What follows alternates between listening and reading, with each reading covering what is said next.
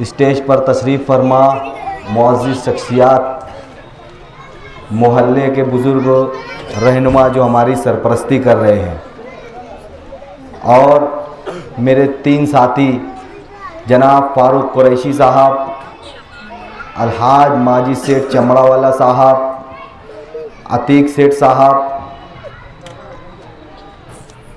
तमाम दोस्त अहबाब अस्सलामु अलैकुम। मुसलसल मुखालफिन की जानिब से ये बार बार कहा जा रहा है मेरे ताल्लुक़ से ख़ास तौर से कि मैं कहाँ दिखा, कहाँ नहीं दिखा, क्या काम किए ये बताओ।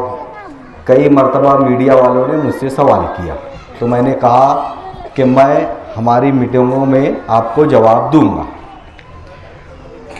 सबसे पहले तो मुखालफिन से मैं ये कह दूं कि ये जो बार बार बोल रहा है, मैं जो जुमला इस्तेमाल करने जा रहा हूँ मजबूरी पर कर रहा हूँ कि तू मुफ्ती इस्माइल साहब का नौकर था। इस वार्ड में जो काम हुआ है मुफ्ती इस्माइल साहब के फंड से, ये हमारी सिफारिश पर हुआ है। तुम नौकर थे, तुम जो काम किया करते थे उसकी पगार लिया करते थे। ये तुमने खुद नहीं किया है, तुम कहीं से रंगा कर नहीं आए थे जो मिनिस्टरों ने तुम्हें फंड दिया। यहाँ की आवाम तो ठीक से तुमको पहचानती नहीं है, तो मिनिस्टर कहाँ से पहचानेंगे। ये बार बार कहते हैं कि मैंने ये गली की, ये रोड बनाया, वो रोड बनाया। अरे मुफ्ती इस्माइल कासमी के फंड से बना। हम जब 2017 में चुन कर आए, हमारा मेयर नहीं बैठा था, हम अपोजिशन में थे। मेयर की जानिब से हमें कोई फंड नहीं मिलता था। कारपोरेटर का जो फंड हुआ करता था हमें सिर्फ वही मिलता था। हमें काम करने में बहुत तकलीफ हुआ करती थी, लेकिन अल्लाह के फजल करम से अल्लाह ताला ने हमें 2019 में मुफ्ती इस्माइल साहब को चुन कर दिया, तो हमें काम करने का रास्ता मिला। नहीं तो ये सच था कि हम इस वार्ड को मुंह दिखाने भी लायक नहीं रहते। मुफ्ती इस्माइल साहब ने हमें करोड़ों का बजट दिया। जो बुनियादी सहूलियात थी रोड गटर की, हमने इस वार्ड में काम करवाया, उनको प्रस्ताव दिया। सलाम चाचा रोड हो, हमीदुल नियादी मस्जिद के पास की रोडें हों, हुसैनिया मस्जिद के पास के रोडें हों, या हज़ार कोली की पहली गली हो, ये सब हमने मुफ्ती इस्माइल साहब से कहकर करवाया ये सब काम। और अब मैं उनसे ये सवाल मैं करता हूँ, हमने कभी किसी से सवाल नहीं किया, ये बड़ा सवाल किए। और मीडिया वालों से ये कहता हूं कि आप जाकर उनसे ये सवाल करें कि ये कहते हैं कि ये इलाका हमारा है, इस इलाके में हमारे मानने वाले लोग होते हैं, इस इलाके में हमारा दबदबा है। मैं ये जानता हूं कि इस इलाके में बरसों से आपकी सीटें चुनकर आती थी, बरसों से आपके कॉरपोरेटर यहां पर रहे।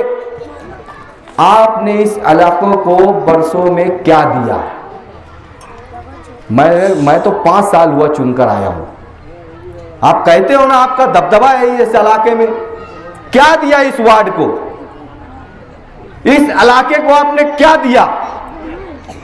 निहाल साहब ने टीएम स्कूल दी, छोटी टीएम स्कूल दी, आपने उसमें भ्रष्टाचारी कर रहे हो।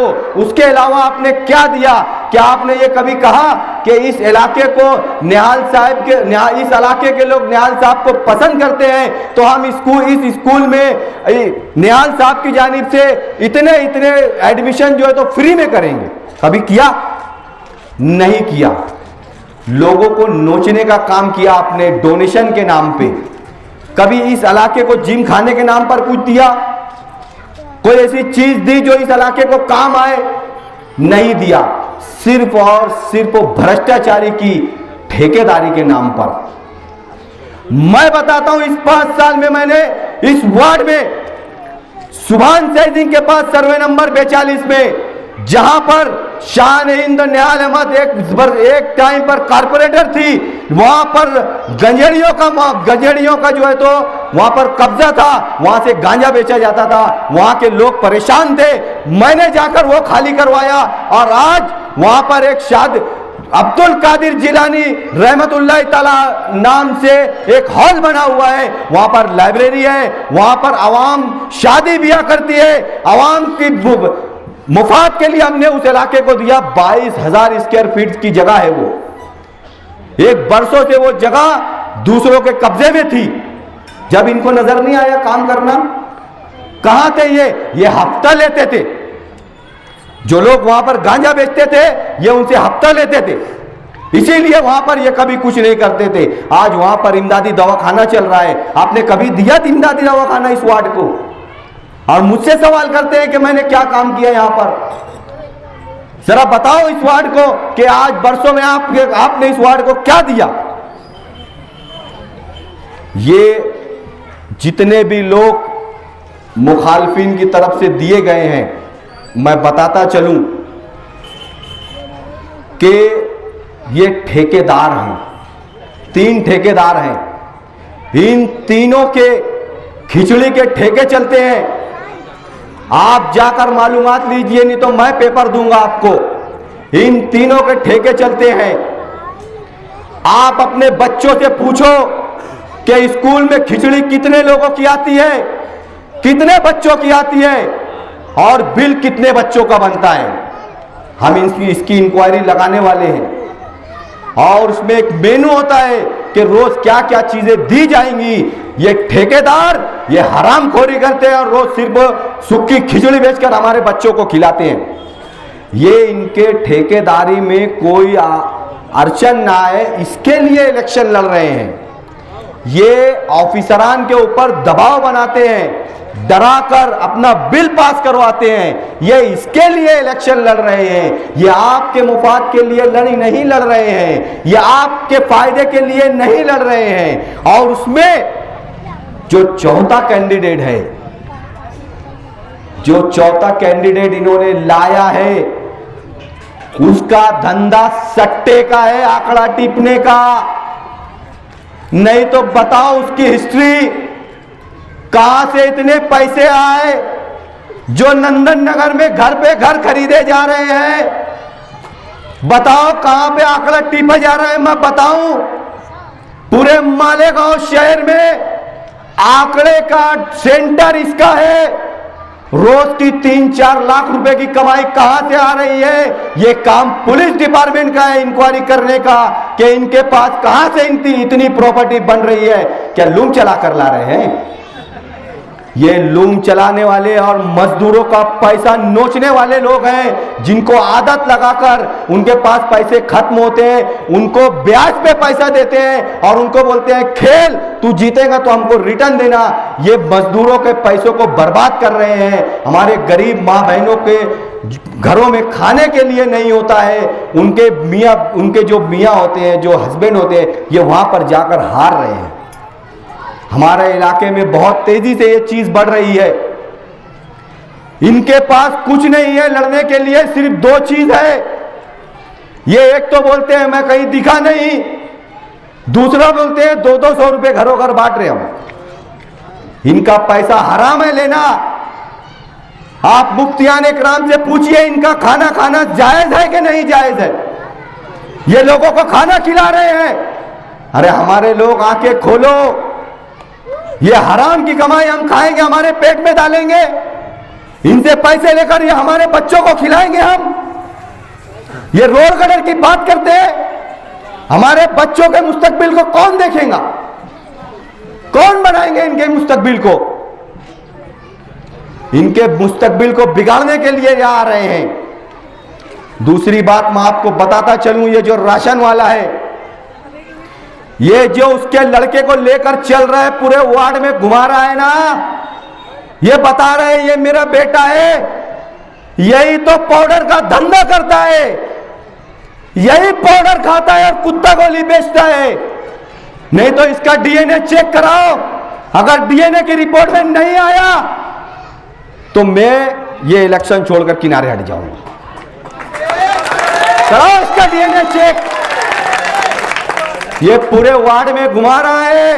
ये याद रखो, इससे जितने लोग टच होंगे सब पाउडर और कुत्ता गोली के नशे में मौजूद रहेंगे आगे चलकर।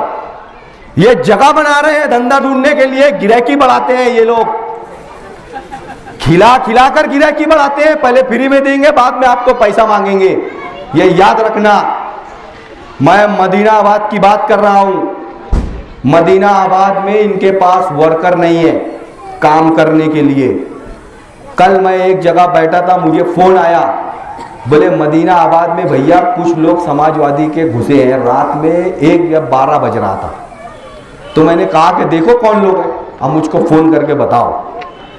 तो वो कोई भी मदीनाबाद के नहीं थे, उसमें से सिर्फ एक लड़का मदीनाबाद का था। मैं उस लड़के का नाम ले रहा हूं, उसका नाम है नदीम। इसकी मालूमात लीजिए जाकर। उसका पूरा घर परेशान है, आज घर के बर्तन बेच रहा है वो नशा करने के लिए। इसी के लड़के के साथ रहता है।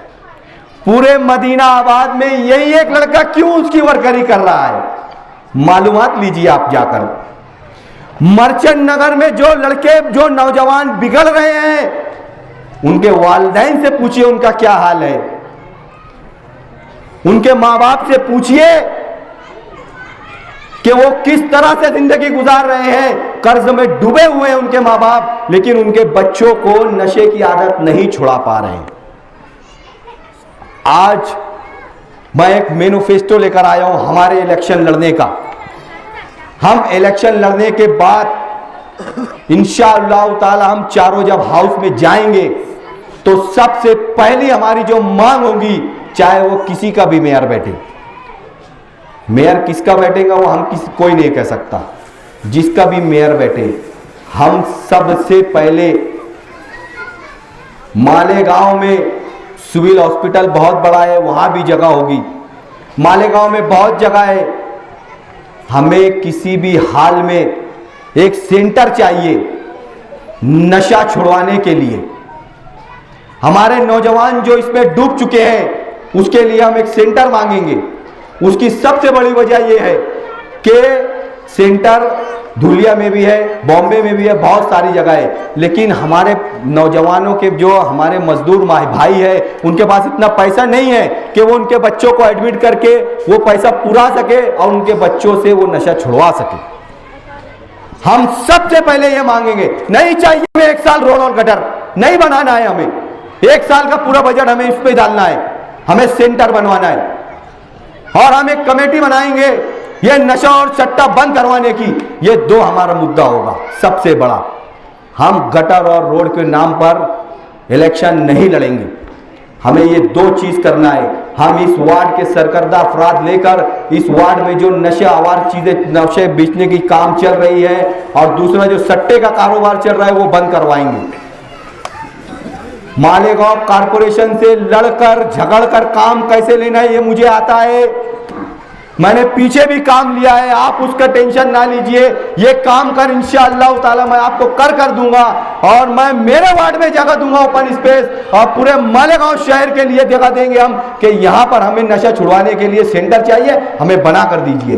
बहुत बजट है हमारे पास, कारपोरेशन देंगी हमें इंशाअल्लाह ताला। ये रोड और गटर ये बनते रहते हैं, कारपोरेटर्स आते हैं बनाते हैं। 1 साल अगर रोड और गटर नहीं बनेगा तो हम गिर पड़कर मर नहीं जाएंगे। और ये झूठे लोगों की बात में आना बंद करो। ये हमें सिर्फ और सिर्फ हवा में नहीं, हमारी आवाम को हमारी तरफ से गुमराह कर रहे हैं कि हमारे जो मुद्दे हम लेकर आए हैं उसके ऊपर से दिमाग हटे, इसीलिए बार बार ला रहे हैं। हम काम करने वाले गए लोग हैं, हम रोड बनाएंगे, हम गटर बनाएंगे, ये बातें कर रहे हैं। ये तो मैंने कहा ना इतनी बातें, कोई बात बता देना कि ये झूठ है।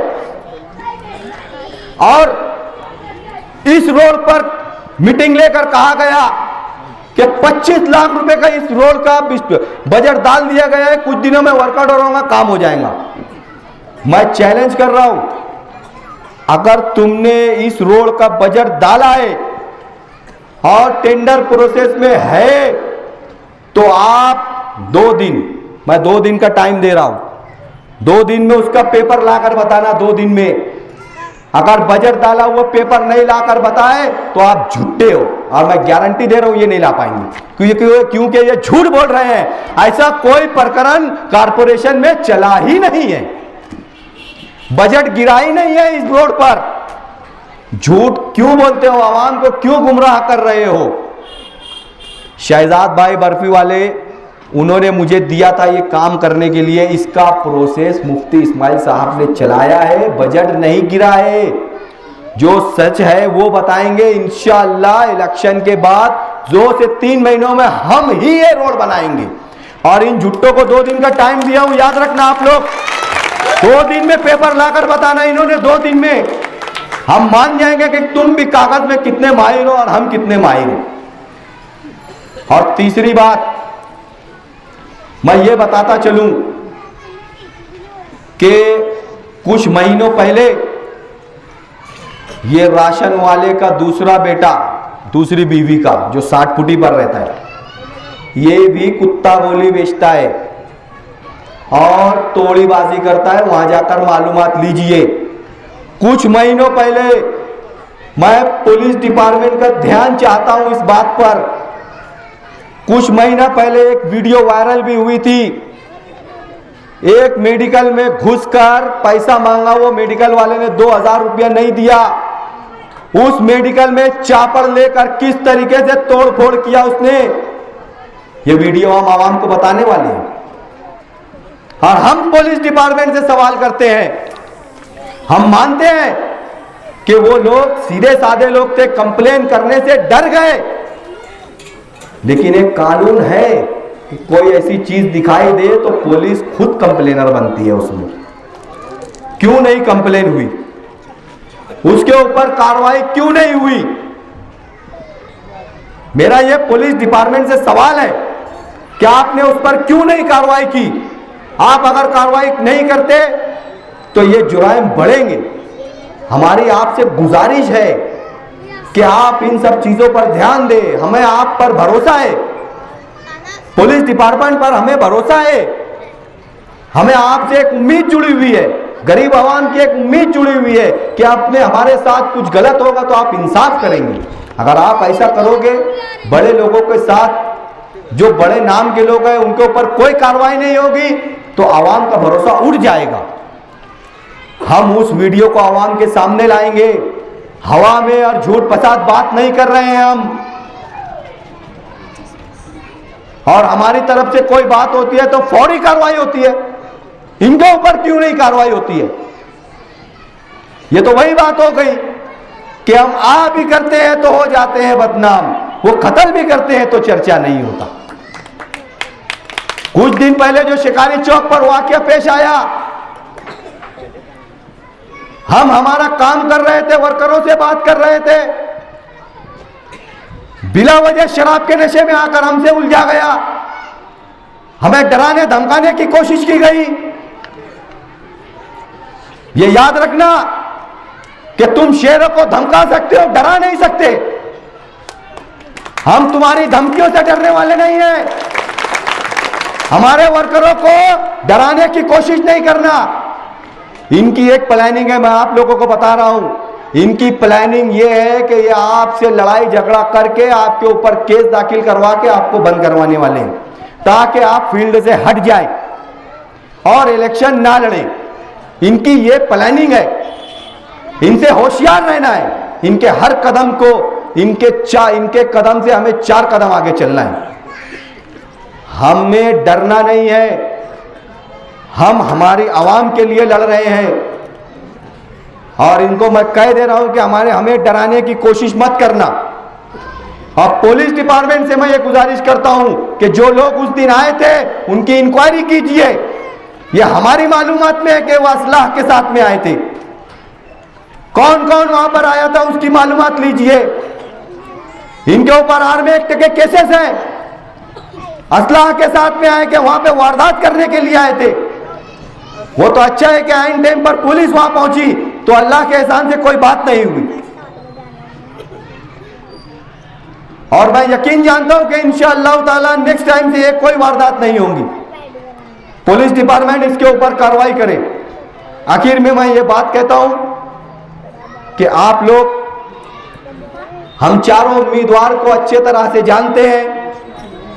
हमें भारी से भारी अक्सरियत से पतंग निशानी पर 15 तारीख को वोट देकर कामयाब करे और हमें आपकी खिदमत करने का मौका दे। इंशाअल्लाह ताला कल शिकारी चौक पर जो वारदात हुई, इसका जवाब हम 16 तारीख को हमारी जीत के साथ देंगे। इतना ही कहकर मैं अपनी बात खत्म करता हूं। अस्सलाम।